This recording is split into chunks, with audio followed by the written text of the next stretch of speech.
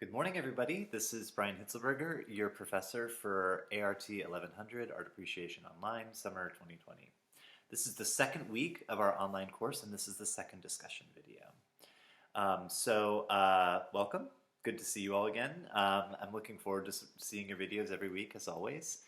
And I want to talk a little bit about this week of content for the class, and a kind of an upcoming assignment, go over a couple things that I think might be helpful for you to keep in mind, and also make you aware of some resources that are available. And then I'll finish by introducing the discussion prompt. So this week, our second week, not only do we have our discussion video and our responses, but we also have our first written critique paper, okay? So there's two major types of assignments in this class. There are discussion videos, which happen on a weekly basis, and then there are critique papers or written papers that happen every other week.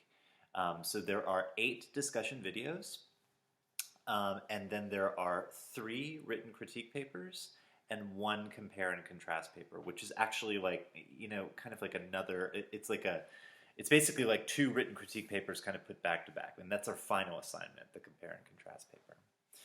So all of our discussion videos, they're all averaged together to make 1 grade, and that grade is, I believe, the syllabus is not right in front of me on my screen, but I believe that grade is about 15 to 20% of your total grade.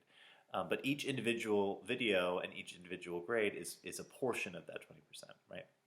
So the 3 written critique papers are 45% of your total grade. Each paper is 15% of your total grade, right? So this is a roundabout way of saying that these papers are large assignments and you really want to spend your time on them, okay? For that reason, what I've done is provided you with a set of resources that I think will be very helpful for successfully completing these papers. I've given you a link to a video that's called the Feldman method, and this is a method of description and critique that you can use when writing your papers. It breaks the looking and critiquing of a work of art down into simple steps. Introduction, description, analysis, interpretation, evaluation. And those are actually the steps that you will need to follow in your written critique paper. Additionally, I have a handout that I've created that has guidelines for a written critique paper. So actually, how many paragraphs am I looking for? What am I looking for in each paragraph? How to write about what it is that you're writing about, etc. There's also instructions on formatting your papers there. I've also uploaded an example of a student paper. So this is a student paper, a written critique paper that I just thought was excellent. It was completed in a prior class, and I actually, I think some people really learn best by looking at examples, and so I provided that paper as an example. This person received a perfect score on their paper, so this is what I consider to be an excellent, excellent paper. So I provided that. And then I've also provided the rubric that I use to evaluate these papers. All of this is at the top of our course canvas, and these resources are there for your benefit, so make use of them, okay? If you want to submit a paper to me before the due date and say, hey, how is this looking? Is there anything else I should focus on? You're welcome to do so. The papers, yeah.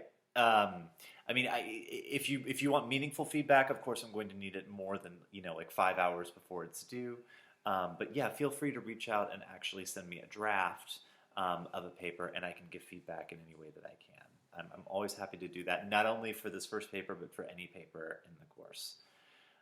The papers themselves are going to be due this Saturday, June 6th at 5 p.m. So this coming Saturday, June 6th, 5 p.m. Okay? I'm going to make a place for you to upload your paper. I'm asking that you upload them in either Word doc or PDF format. Okay? June 6th, 5 p.m., and that will be actually available to you. I'm going to go ahead and set that up right after I finish this video. Then the rest of the assignments this week are just going to be your standard video video discussion and responses. And we're going to fall into the pattern this week that's going to persist throughout the course, where videos are going to be due by 5 p.m. on Friday, and responses are going to be due by 5 p.m. on Saturday. Okay? So Friday, Saturday, Friday, Saturday, and in this way we can just fall into a rhythm. The only time where we're going to deviate from this rhythm was, of course, last week, where your videos were due on Saturday and your responses were due on Sundays. And then week 6, I've adjusted the deadlines to accommodate for July 4th. Okay? So yeah, but other than that, every other week, including this one, videos will be due on Friday at 5 p.m. and responses will be due Saturday at 5 p.m. So, what is your video for the week? Well, this week I'm going to ask you to actually do what's called a teach back.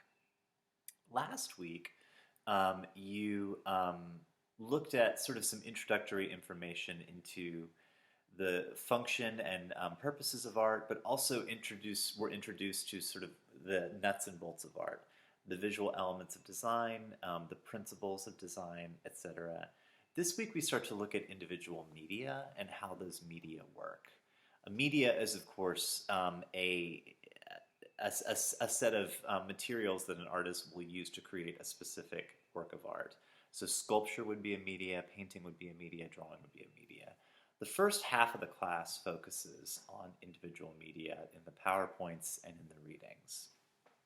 We kind of look at painting, we look at printmaking, we look at photography, and we look at historical examples of these, but the readings really focus on the media itself, kind of do a deep dive into each one of these. The second half of the course actually looks at historical periods. And in some ways, it's a very different part of the course because we've been introduced to all these media like drawing, painting, photography, etc. But then we're looking at how these media were being used at different points in history. I find actually both very interesting for very different ways. But what I really like in the beginning is these kind of deep dive into individual media where you really can actually learn, like what does a painting do that other works of art can't do, or what other art media can't do. So for this week, you're going to select a piece from your book and you are going to present it to us in your video as if you were the teacher.